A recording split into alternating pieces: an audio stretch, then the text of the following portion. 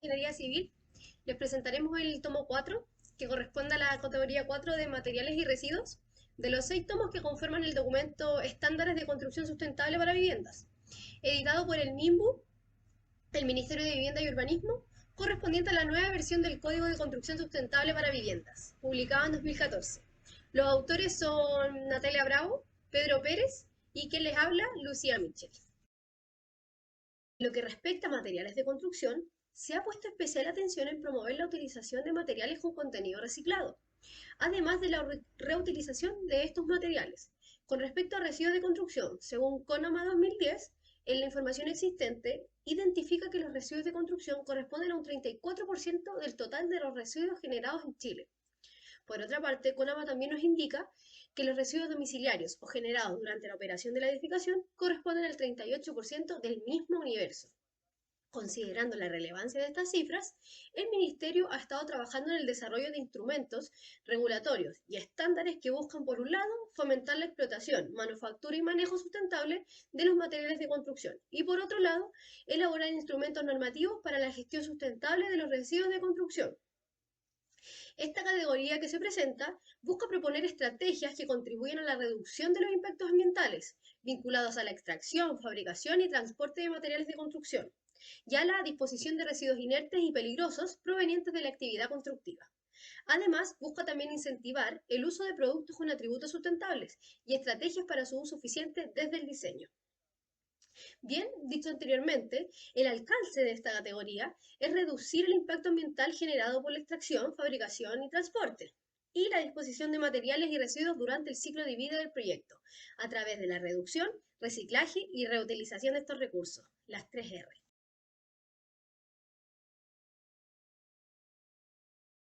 A continuación veremos la categoría Materiales con atributos sustentables.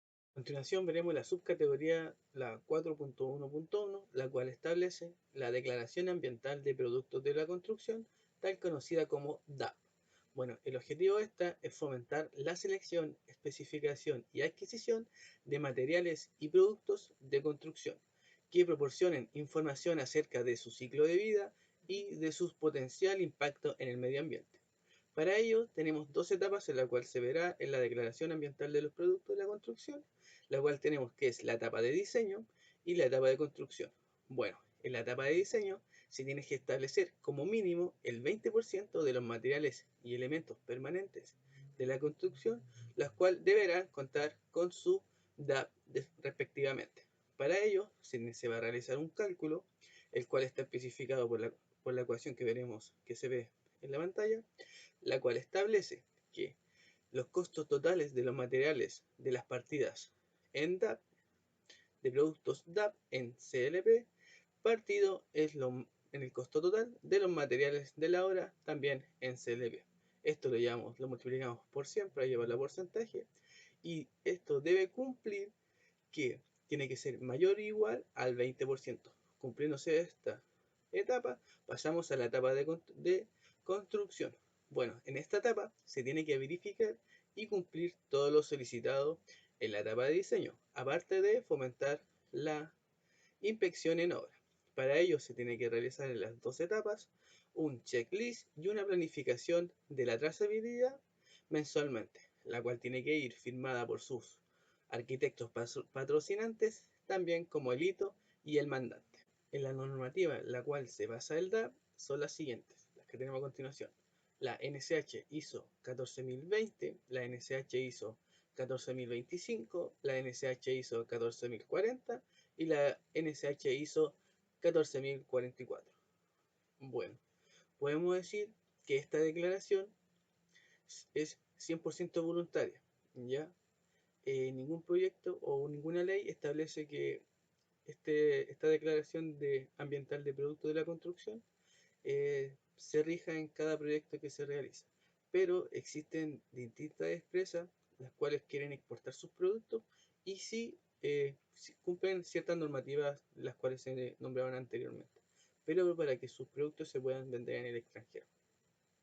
La información que se debería entregar por cada DAP en cada proyecto que se quiera establecer tiene que ser el potencial del calentamiento global en CO2, agotamiento de la capa de ozono estratosférica, la formación de ozono estratosférico, la acidificación de tierras y fuentes de agua, como cumplir con el módulo de ciclo de vida de cada producto, el cual se define para el DAP como de la cuna a la puerta. Bueno, a continuación también se puede ver en la imagen, para poder definir lo que es la cuna a la puerta, tenemos que los recursos, la explotación, la primera distribución, la transformación, la segunda distribución y la cual se llega al producto. Luego tenemos la distribución al cliente, el uso y su fin de vida. Bueno, al definir de la cuna a la puerta, quiere decir que estaremos entre el tramo de los recursos hasta cuando se generó el producto. Y también podemos ver las siguientes planillas de trazabilidad para la etapa de diseño, como también para la etapa de construcción, la cual que dijimos anteriormente que tiene que ser firmada por el arquitecto patrocinante, el hito y el mandante. Veremos la subcategoría 4.1.2, el cual habla de madera certificada de gestión sustentable. El objetivo de esta es alentar el uso de materias primas provenientes de bosques gestionados en forma sustentable para poder prevenir el agotamiento de recursos forestales finitos y también colaborar con la protección y conservación del ecosistema. Bueno, para poder llevar a cabo esto se tienen dos etapas, la etapa de diseño y la etapa de construcción. Bueno, en la etapa de diseño, aparte de las checklists y la plantilla de trazabilidad, se tiene que cumplir con el 25% de maderas permanentes instaladas en el proyecto, las cuales tienen que ser certificadas con respecto a su gestión sustentable.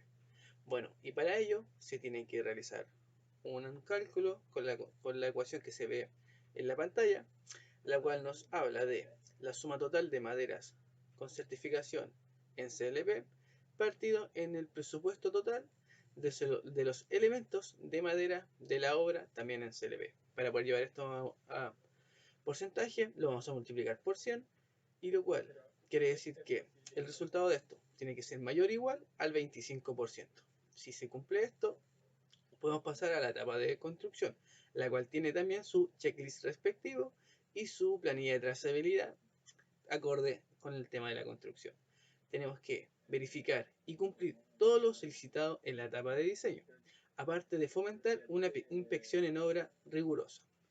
Bueno, los estándares que se utilizaron para basarse en las maderas certificadas de la gestión sustentable vienen del CERFOT, del Certificado de Manejo Forestal Sustentable del año 2016, el CORMA, que es de la Corporación de Maderas, el FSC del 2016, que es el Forest Stewardship Council, el PECF del 2016, la certificación WOT y la certificación Tropical WOT. Estas dos últimas hablan de que una de ellas habla de que el 50% de los materiales de madera en la obra deben de venir de una gestión sustentable, y la otra se establece que ninguna madera tiene que venir de una procedente de que sea madera tropical. Materiales con atributos sustentables, materiales regionales. El objetivo es utilizar materiales que sean extraídos de la zona. Eso hace un aporte a la economía de la zona y disminuye el impacto ambiental del transporte de materiales. Los requerimientos en la etapa de diseño es que al menos un 20% del total de materiales del proyecto sean de la zona a un radio de 500 km a la redonda. El otro requerimiento es que el 50% de los materiales utilizados sean de origen nacional, es decir, producidos en Chile. Los requerimientos en la etapa de construcción es verificar que lo requerido en la etapa de diseño sea cumplido. La fórmula para calcular por los porcentajes que ya mencioné es la misma, que es suma total de materiales con atributo de regionalidad en pesos dividido en el presupuesto total de materiales de la obra. Eso va multiplicado por 100, es igual a 0 y debe ser mayor a 20% en caso de materiales de la zona y mayor a un 5% en caso de los materiales nacionales. Contexto regulatorio nacional. Hasta la fecha de la publicación de este artículo, no se cuenta con instrumentos que regulen e incentiven el uso de productos extraídos de la zona. Esto está más bien regulado con los costos directos de estos productos. Materiales con atributos sustentables, materiales con contenido reciclado. El objetivo es incorporar materias primas que sean reutilizadas o recicladas. Esto reduce el impacto ambiental producido por la extracción y el procedimiento que se le aplica a los materiales vírgenes. Los requerimientos. En la etapa de diseño es que al menos un 20% del total de los materiales del proyecto hayan sido reciclados pre-consumo, que son desechos industriales, o post-consumo, que son desechos del consumidor. Y en la etapa de construcción es verificar que lo requerido en la etapa de diseño sea cumplido. La fórmula para calcular el 20% de lo que ya mencioné es la suma total de materiales con contenido reciclado en pesos dividido en el presupuesto total de materiales de la obra. Esto multiplicado por 100 igual a 0 y debe ser mayor a un 20%. Contexto regulatorio nacional. Hasta la fecha que se publica este artículo, no se evidencia instrumentos regulatorios que incentiven o obliguen el uso de productos con contenido reciclado. Bien. En la primera subcategoría, en el punto 4.1.6, tenemos los materiales de rápida renovación. El objetivo de estos es conservar recursos y reducir el agotamiento de materias primas finitas, así como de aquellas que poseen ciclos largos de renovación, que son mayores a 10 años, a través de su reemplazo por materiales de rápida renovación. Para dar cumplimiento al estándar mínimo para construcciones nuevas, ampliaciones, se deberá, en la etapa de diseño, cumplir con el 3% de los materiales de rápida renovación. O sea, que del total de los materiales que se utilicen, al menos el 3% deben ser materiales de rápida renovación. Por otro lado, en la etapa de construcción, se tiene que verificar el cumplimiento de lo solicitado en la etapa de diseño. ¿Cuáles son los materiales de rápida renovación? En la siguiente diapositiva se los presentamos. En la tabla adjunta podemos ver materiales de rápida renovación y sus aplicaciones típicas, como el caucho natural y el linóleo, que son para pisos, el corcho, que es para pisos y aislaciones, el bambú, que es para pisos, carpintería y enchapes, y la lana, que es para alfombra, entre otros existentes.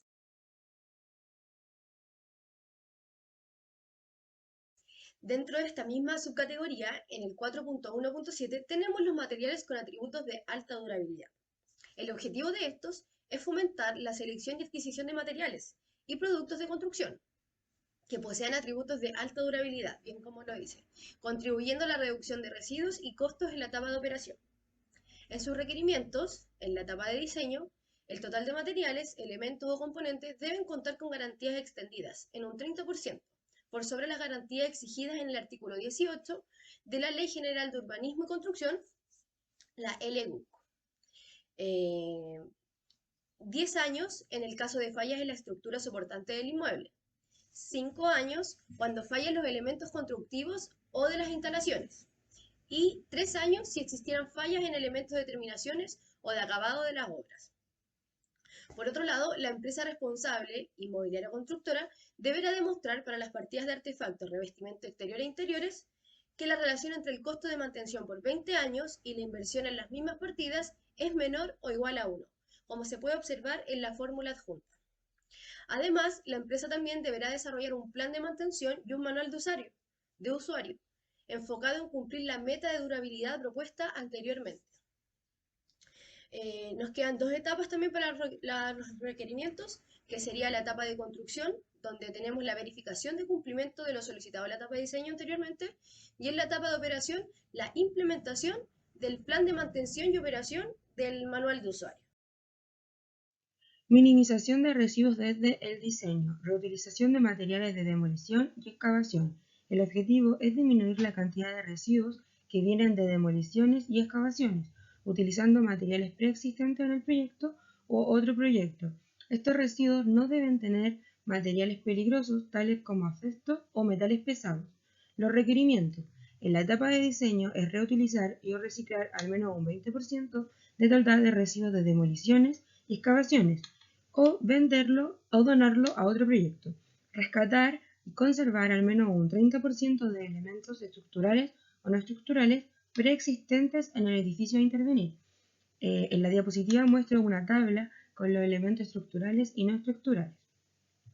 Reutilizar al menos un 10% de los materiales y elementos permanentes de otros sitios, es decir, comprar o utilizar donaciones de residuos de materiales que vienen de otros proyectos. En la etapa de construcción, lo requerido es hacer un plan de gestión y monitoreo de residuos que controle lo anterior y también verificar el cumplimiento de lo requerido en la etapa de diseño. Las fórmulas para calcular lo mencionado de lo requerido en la etapa de diseño: en primer lugar está el volumen total de desechos de demolición reciclados y reutilizados en metro cúbico dividido en el volumen total de desechos de demolición generados en metro cúbico. Esto va multiplicado por 100 y tiene que ser mayor a 20%. En el caso de los elementos recuperados, es elementos estructurales y no estructurales recuperados en UF dividido en el total de elementos por partida en UF. Esto va multiplicado por 100 y debe ser mayor a un 30%. En el caso de los materiales reutilizados de otros proyectos, es la suma del costo total de los elementos y o materiales reutilizados en UF dividido en el presupuesto total de materiales de la obra en UF. Esto va multiplicado por 100 y debe ser mayor a un 10%.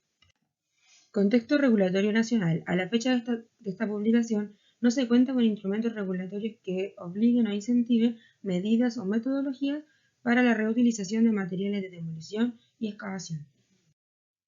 Estrategias para optimización de materiales desde el diseño. El objetivo es fomentar la reducción de residuos y de productividad de la construcción a partir de la optimización del uso de materiales y recursos. Los requerimientos. En la etapa de diseño, al menos que un 20% del total de los elementos sean de forma prefabricada. Reducir al menos un 10% de residuos de construcción a través de procesos y herramientas de diseño integrado. También, en el caso de construir viviendas transitorias, considerar un diseño prefabricado con al menos un 30% de potencial de desmontaje, de construcción y de flexibilidad. Aplicar nuevas tecnologías que ayuden a la optimización del uso de materiales y de la reducción de residuos. Las fórmulas para calcular lo mencionado es, en primer lugar, la sumatoria en porcentaje de partidas de elementos prefabricados en UF dividido en el presupuesto total del proyecto en UF por 100 es igual a 0 y debe ser mayor a un 20%. Y en las viviendas desmontables sería la sumatoria del costo por partida de elementos desmontables en UF dividido en el presupuesto total del proyecto en UF por 100 igual a 0 y debe ser mayor a 30%. Contexto regulatorio nacional. No se cuenta con antecedentes regulatorios ni normativos que obliguen las estrategias para la optimización de materiales desde el diseño. Hablaremos de la categoría 4.3, la cual habla del diseño de la infraestructura para la gestión de residuos domiciliarios, el cual tiene como objetivo contar con la instalación adecuada de la separación y gestión de residuos domiciliarios en edificios habitacionales, condominios o viviendas unifamiliares, con el fin de facilitar la reducción y el reciclaje de los desechos generados por los ocupantes. Bueno, este, este diseño de la gestión de los residuos se lo vamos a dividir en tres categorías: la categoría de diseño, la categoría de construcción y la categoría de operacional. Bueno, en el diseño de la infraestructura para la gestión de residuos es importante definir para los edificios y condominios. Se señala una sala de separación y almacenamiento por piso y sala de gestión de residuos para la fácil reciclaje de los residuos no reciclables como los reciclables, según lo defina el proyecto. También tenemos para las viviendas unifamiliares, se señala un espacio para la separación y almacenamiento de residuos reciclables y no reciclables en el interior o en el exterior de la vivienda. También esto queda acorde al tipo de proyecto que se va a definir. También tenemos la gestión de residuos orgánicos a través de composteras, las cuales se podrán ser posibles siendo comunitarias o individuales para edificios, condominios o viviendas unifamiliares, pero como dijimos anteriormente, todo queda sujeto al tipo de proyecto que se está realizando. Ya en la etapa de construcción se tiene que verificar y cumplir todo lo solicitado en la etapa de diseño, ¿ya? Y fomentar la inspección en obra. Bueno, y para la etapa de operacional también se tiene que verificar el plan de gestión de monitoreo de los residuos domiciliarios, el cual se tiene que ver cumplido con el numeral 4.5.1 que se verá más a continuación, el cual define el plan de gestión y monitoreo de residuos domiciliarios. Bueno, en la viñeta que vamos a ver a continuación se intentan mostrar los distintos tipos o diseños que se establece para los espacios de reciclaje. A continuación podemos ver un closet ecológico, una sala de gestión de residuos, como también una sala de reciclaje. Otra subcategoría de este tomo es la gestión de residuos de construcción, donde en el punto 4.4.1 nos encontramos con la gestión y monitoreo de residuos de construcción y demolición. El objetivo de este es fomentar el manejo responsable de residuos durante la etapa de construcción, a través de estrategias de separación y recuperación, minimizando la cantidad de desechos que se disponen en vertederos. Dentro de sus requerimientos, en la etapa de diseño, se debe incluir en bases de licitación técnicas o especificaciones técnicas el desarrollo e implementación de un plan de gestión y monitoreo de residuos de construcción, considerando una reducción del 15% de residuos con respecto a la línea base de 0,35 metros cúbicos por metro cuadrado proyectado. Y en la etapa de construcción, se debe documentar que el 100% de los residuos inertes se dispondrán en rellenos y vertederos autorizados. También se debe asegurar que al menos el 50% de los residuos inertes se destinarán a reutilización y reciclaje. Y por último, también se debe documentar el 30% de residuos inertes reducidos o donados. La última subcategoría de este tomo 4 que nos correspondió, en el punto 4.5 tenemos la gestión de residuos durante la operación, donde cuenta con un plan de gestión y monitoreo de residuos domiciliarios, con el objetivo de asegurar que los esfuerzos planteados desde el diseño en cuanto a uso de instalaciones y participación de los usuarios se lleven a cabo en la operación, con la finalidad de reducir y reciclar desechos que de lo contrario se depositan en vertederos. En sus requerimientos, en la etapa de diseño, se debe cumplir con el diseño de infraestructura para la gestión de residuos domiciliarios. Además, se debe desarrollar un plan de gestión y monitoreo de residuos domiciliarios que busque desviar el 50% del volumen de residuos generados y convertirlos a reciclaje. Y en la etapa de operación, se debe implementar el plan de gestión de residuos y monitoreo de residuos domiciliarios para validar que se cumpla con lo requerido en el requerimiento. A continuación hablaremos de las variables obligatorias y voluntarias, las cuales se definen por zona norte, zona centro y zona sur, que lo define la NSH 1079 del año 2019. ¿Ya? Bueno, tenemos para la variable 1.1.1, que es voluntaria, como se puede ver. También para la variable 4.1.2 también es voluntaria. En cambio, la variable 4.1.3 es obligatoria. Bueno, y acá tenemos para las variables 4.1.4, tenemos que esta es voluntaria, como se ve en la casilla número de color rojo. Para la variable 4.1.5, tenemos que también es voluntaria, y también la vemos en la casilla número con color rojo. Y para la variable 4.1.6, esta también se encuentra de manera voluntaria, y se ve centrada con la casilla roja.